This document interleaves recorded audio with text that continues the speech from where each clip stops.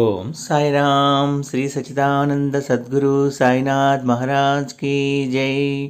సాయి భక్తులందరికీ నమస్కారం అండి. హాయ్ ఫ్రెండ్స్, అందరూ ఎలా ఉన్నారు? I think all of you are fine. బాబావారి కృపా కటాక్షాలు మన అందరి మీద ఎల్లవెల్లలా ఉండాలని మనస్ఫూర్తిగా కోరుకుంటూ ఈ వీడియోని స్టార్ట్ చేస్తున్నానండి. ఈరోజు బాబావారు ఏమంటున్నారంటే, తల్లి, నీ బంధంలో సఖ్యత అనేది పెరగాలి అంటే ఈ ఒక్క మాటను 7 సార్లు అనుకో తల్లి. వెంటనే నీకు అద్భుతాలు అనేవి జరుగుతూ ఉంటాయి. నీ బంధము ఇంకా ఆప్యాయతలతో నిండిపోతుంది. మీరు ప్రేమించిన వారు మిమ్మల్ని వెతుక్కుంటూ వస్తారు అని అంటున్నారండి. అయితే బాబావారు మనకి ఈ వీడియో ద్వారా ఏం సందేశం అందిస్తున్నారో ఆయన మాటల్లోనే విందామండి. తల్లి, నీ యొక్క భర్త నిన్ను సరిగా చూడటం లేదా? నీకు మీ ఆయనకి మధ్య సరి అయిన బాంధవ్యం లేదా? అంటే ఒకరి మధ్య ఒకరు హెచ్చుతగ్గులు ఉన్నాయా? మీలో మీకు ఈగో ప్రాబ్లమ్స్ వల్ల మీ మధ్య అన్యోన్యత అనేది లేకుండా పోయిందా? అలాగే మీరు ప్రేమించిన వారు ఎవరైనా సరే, ఏ బంధంలో అయినా సరే ఉన్నవారైనా సరే, ఆ బంధము అనేది మంచిగా నిలవాలి అంటే బాబావారు ఒక చిన్న మనకి పరిహారాన్ని సూచిస్తున్నారండి. ఆ పరిహారం ఏంటో మనము ఇప్పుడు తెలుసుకుందామండి. చాలామంది జీవితాల్లో అనేక రకమైన సమస్యలు అనేవి ఉంటుంటాయి.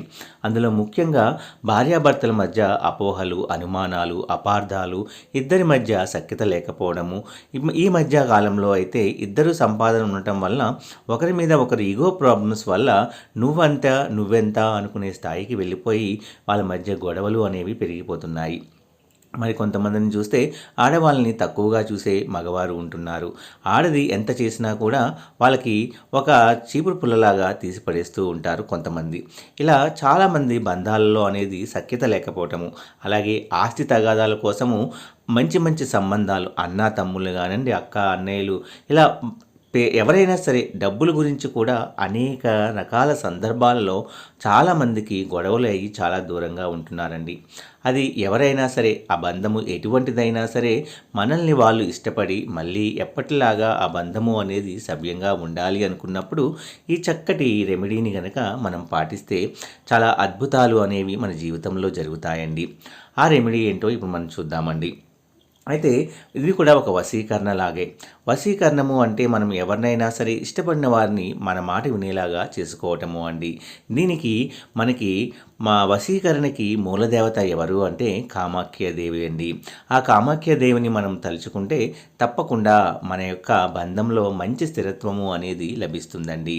అయితే మీరు చేయవలసిందల్లా ఏంటంటే, ఎవరైతే మీకు ఇష్టంగా ఉన్నారో వాళ్ళు మీ మాట వినట్లేదు, మిమ్మల్ని పట్టించుకోవట్లేదు, మీకు దూరం అయిపోయారు, ఫస్ట్ ప్రేమగానే ఉండి తర్వాత మీ మధ్య గొడవలు వచ్చి విడిపోయినా సరే, మీరు ప్రేమించిన వాళ్ళు దూరం అయిపోయినా సరే, మీ బంధము ఎటువంటిదైనా సరే, ఆ బంధంలో మళ్ళీ ప్రేమ అనేది కలగాలి అంటే, వెళ్ళిపోయిన వాళ్ళు తిరిగి రావాలి అంటే ఒక చిన్న పరిహారం ఉందండి.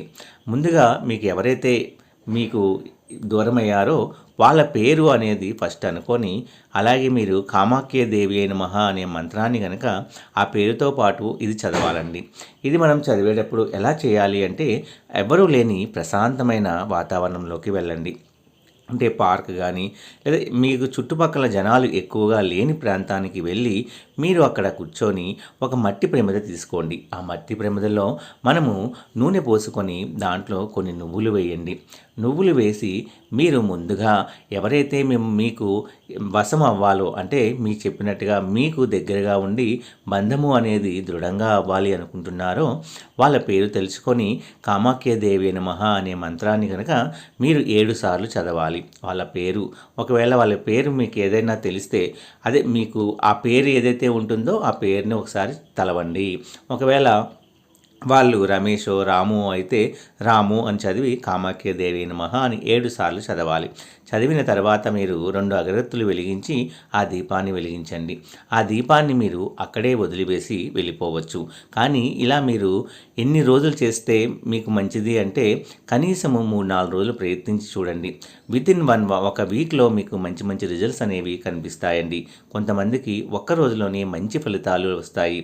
అంటే మీరు ఇష్టపడేవారు తప్పకుండా మీ యొక్క మిమ్మల్ని గుర్తించి మీ దగ్గరికి తిరిగి రావటము అనేది తప్పకుండా జరిగి తీరుతుందండి. కేవలం నమ్మకంతో ఒక్కసారి ప్రయత్నించి చూడండి. మంచి మంచి అద్భుతాలు అనేవి మన జీవితాల్లో కూడా జరగాలి అంటే, మీరు ఇష్టపడిన వారు మీకు దక్కాలి అంటే, మీ బంధంలో మంచి సఖ్యత అనేది కలగాలి అంటే, ఈ విధంగా ఈ చక్కటి రెమెడీని మాత్రం ఒక్కసారి ట్రై చేసి చూడండి. తప్పకుండా మీరు ఇష్టపడేవారు ఎక్కడ ఉన్నా సరే మిమ్మల్ని వెతుక్కుంటూ వచ్చి మీతో మాట్లాడడము అనేది జరుగుతుంది.